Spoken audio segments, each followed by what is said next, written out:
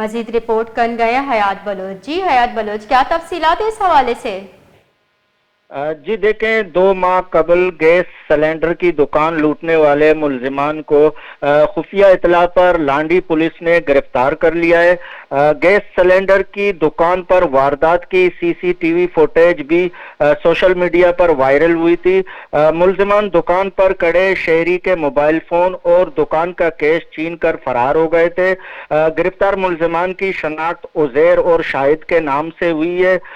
گرفتار ملزمان سے 2 پستول اور چھینی ہوئی موٹر سائیکل برآمد کر لیا گیا ہے، اور ان کے مفرور تیسرے ساتھی کی گرفتاری کے لیے چھاپے مارے جا رہے ہیں۔ ایس ایس پی کرنگی توحید رحمان کے مطابق ملزمان دودھ اور گیس سلنڈر کی دکانیں لوٹے جانے کا انکشاف ہوا ہے، اور ان ملزمان سے مزید تفتیش کا عمل جاری ہے۔ جی بہت بہت شکریہ حیات بلوچ، تفصیلات سے آگاہ کرنے کے لیے۔